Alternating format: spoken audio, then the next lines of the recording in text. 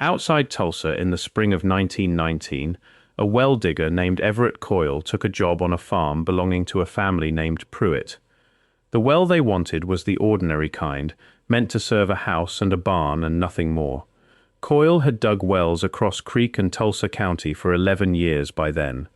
He knew the ground the way a man knows a road he has walked 1,000 times, and nothing about the Pruitt farm looked any different from a dozen other jobs that same season. He brought 2 men with him, a foreman named Wallace Pruitt, who was kin to the family that owned the land, and a younger hand named Otis Kemp, who had only been digging wells for a year. The 3 of them broke ground on a Monday morning in April, working a hand auger down through topsoil and red clay, expecting water somewhere between 20 and 30 feet, which was the going depth for that stretch of county. At 26 feet, the auger stopped turning. It did not slow down the way it did when it hit rock. It simply refused to go further, as though it had struck something with a flat, unbroken surface, and when Coyle drew the tool back up, the bit came back scraped clean along one edge, the metal shining where the red clay had polished it against something harder than stone. If you're enjoying this story so far, don't forget to hit the like button and subscribe. Drop a comment telling me where in the world you're watching from. I love hearing from you. Coyle widened the shaft the way he always did when he hit an obstruction, working the sides down with a hand spade so the men could get a look at what was underneath them. It took most of the afternoon. What came into view as the clay fell away was not stone and was not the roof of a cave. It was brick, laid in a curve, fired hard and dark red, the mortar between the courses, still holding tight after however many years it had sat under that field. The curve ran the width of the shaft and beyond it in both directions, which told Coyle immediately that whatever they had found was not small. He had dug into old cellars before, and cisterns left behind by earlier settlers, and once a collapsed root cellar that had been mistaken for a well site by a farmer who did not know his own land. None of those had looked like this. A cellar wall runs straight. A cistern is round but shallow, built to hold water near the surface, not to descend. What Coyle was looking at was an arch, deliberate and load-bearing, built by someone who understood how to make brick carry weight underground and had gone to the trouble of doing it right. Coyle measured what he could reach of the curve before the light gave out that first day, running a length of cord along the visible brick and marking it off in feet, the way he marked every unusual find, a habit left over from an early job where a careless report had cost a different crew a week of extra digging. By his count, the arch ran at least 9 feet across at its widest visible point, too wide for a cistern and too deep for a cellar built to any purpose he had seen in that part of the state. The mortar joints were narrow and even, laid by someone who had done the work before and knew how to keep a curve honest over that kind of span. Nothing about the workmanship looked hurried. Nothing about it looked like the kind of quick brick patching a farmer might do to shore up a failing well shaft. It looked, in Coyle's own words to his son years later, like something built to last past the people who built it. Otis Kemp was the one who found the seam. Working along the curve with his spade, he uncovered a place where the brick pattern broke, a rectangle roughly 3 feet wide, set into the arch and outlined by a border of brick laid on end rather than flat, the way a mason marks an opening meant to be reopened rather than a wall meant to stay sealed. There was no visible door. Whatever had once covered that opening, wood or metal or another course of brick, was gone or buried deeper than the men could reach that day.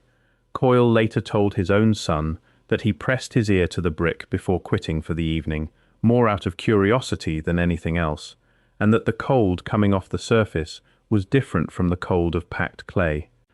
Clay holds a steady chill, the same temperature whether the hour is noon or midnight, and any man who has spent years with his hands in Oklahoma soil knows that chill the way he knows his own pulse.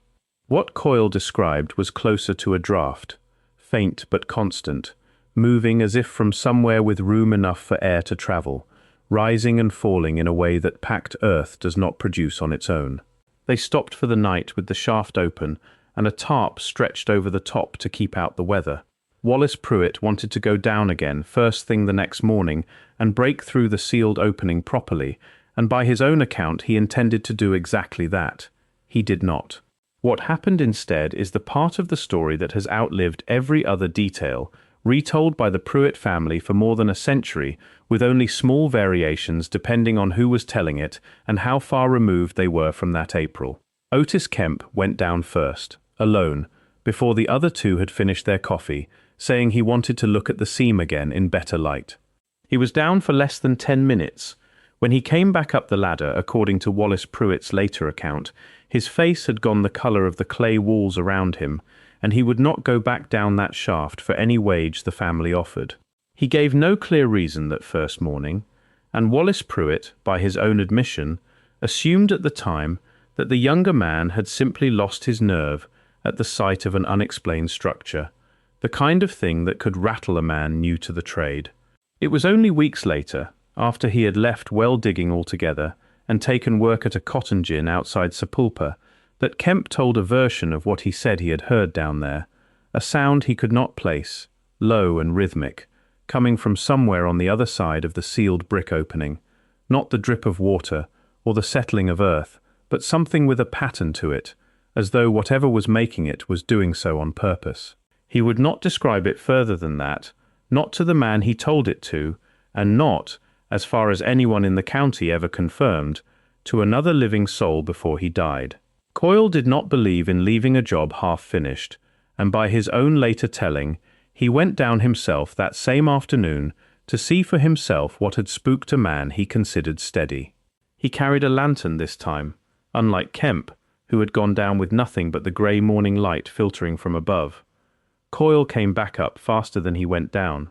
Faster, Wallace Pruitt said, than he had ever seen a man climb a well ladder before or since. He never gave a full account of what he encountered, not to his son, not to the Pruitt family, not to anyone who asked him about it in the years that followed, and the closest he came to an explanation was a single line his son remembered him repeating whenever the well came up in conversation. He said the air down there did not feel like it belonged to 1919. He never explained what he meant by it, and he never went back down that well for the rest of his life, turning down every later offer to finish the job, even after the price the Pruitt family offered had climbed well past what any ordinary well was worth. Wallace Pruitt offered double wages to any man willing to finish the job. Word had gotten around the county fast enough that he could not find takers, not from Coyle's crew, and not from the two other well diggers he approached separately. The shaft sat open through that summer, covered with boards and eventually with a layer of earth. The family shoveled back in themselves, not because they had decided what was down there, but because an open hole on a working farm was a hazard no matter what caused it, and burying it was easier than explaining it to anyone who asked. If you're hooked on this story, make sure to subscribe and turn on notifications so you never miss an upload. Your support means everything and helps me bring you more emotional stories like this one. The story could have ended there. One abandoned well shaft on one Oklahoma farm, forgotten within a generation the way most abandoned wells are. It did not end there, because the Pruitt family kept farming that land for another 40 years, and every one of them who lived there long enough eventually had their own version of something happening near that spot after dark. A dog that would not cross a certain line in the pasture, a light one grandson swore he saw moving under the ground itself on a clear November night in 1952, visible faintly through the soil the way a lantern shows through canvas. None of it was ever documented by anyone outside the family. All of it was told the same way, generation to generation, at kitchen tables, by people who had no reason to agree on details they had never compared notes on, and who nonetheless kept landing on the same handful of specifics: the brick, the seam, the draft that should not have been there, the sound Otis Kemp described and refused to describe again. There is a pattern in accounts like this one that shows up often enough across different states and different decades to be worth naming, even without a single case of it ever being formally investigated. A work crew breaks into something built with clear intention, sealed with clear intention, and buried deep enough that whoever sealed it wanted it to stay found only by accident. A Missouri farmhand named Curtis Aldridge told a nearly identical story about a stone-lined chamber his crew struck while digging a cistern outside Neosho in 1931, complete with a foreman who went quiet about what he saw and refused, for the remaining 15 years of his working life, to take any job that involved digging past 10 feet. The chamber Aldridge described was smaller than the one outside Tulsa, closer to a single room than a sealed passage, but the account carried the same core detail: a foreman who went down once, came up changed, and never gave a full explanation to the men who trusted him to lead them. A road crew widening a stretch of highway outside a small Kansas town in the 1950s reportedly broke into a similar sealed chamber and covered it back over within the same day, on instructions from a supervisor who left no written explanation, according to two workers who later gave separate accounts to family members decades apart, neither one aware the other had spoken about it at all. And an oil rig crew working a lease outside Cushing, not 40 miles from the Pruitt farm, reported striking a hollow space at close to the same depth Coyle had reached, sometime in the mid-1920s, though that account survives only as a second-hand mention in a single family's records and has never been corroborated by a second source. None of these stories share an origin. None of the people involved ever met each other or read about the other's experiences before telling their own. What they share is a shape, an opening deliberately built, deliberately sealed, and deliberately abandoned by every crew unlucky enough to find it, across 4 separate decades and 3 separate states, by people with no reason to have coordinated a lie even if they had wanted to. The Pruitt farm changed hands twice more after the family finally sold it in the 1960s, and the well site itself became harder to locate with each transaction, the exact spot preserved only in the memory of family members who had grown up walking past it and steering wide of it, without quite knowing why their parents had taught them to. One of Wallace Pruitt's grandsons, a man named Delbert Pruitt who had heard the story his whole life second-hand, made an attempt in 1968 to find the shaft again using an old hand-drawn map his grandfather had kept folded inside a family Bible, the paper soft at the creases from being unfolded and refolded over 5 decades of retelling. He located what he believed was the right spot using a length of rebar as a probe, walking the pasture in slow rows the way a man searches for a lost fence post until the steel struck something solid at roughly the same depth Coyle had reported nearly 50 years earlier. He did not dig it out. By his own account, given decades later to a local historical society volunteer collecting oral histories of the county, he stood over that spot for the better part of an hour, probe still in the ground, turning over in his mind everything he had heard his grandfather and great-uncle say about that same patch of ground when he was a boy too young to understand why the adults in his family went quiet whenever the pasture came up in conversation. Then he filled the test hole back in and never returned to it. When asked why, decades later, by the volunteer recording his account, he gave an answer that echoes Coyle's own words almost exactly, though he insisted he had never heard the specific phrase Coyle was said to have used. He said something about the spot did not sit right with the rest of the farm, as though the ground there belonged to a different time than the ground around it, and he said it the way a man says something he has never managed to put into better words, despite thinking about it for most of his adult life. What makes the Pruitt case difficult to dismiss as simple rumor is the consistency of the physical description across every retelling, a consistency that holds even among family members who, by their own admission, never compared notes with each other before being asked. The brick is always described the same way: dark red, hard-fired, laid in a true arch rather than a rough approximation of one. The opening is always 3 feet wide, always outlined in brick set on end. The depth is always given as 26 feet, a number specific enough that it is unlikely to have drifted through decades of oral retelling by pure coincidence. Family law has a way of smoothing details over time, rounding numbers, losing specifics, absorbing embellishment with each new teller. This particular detail set has not moved.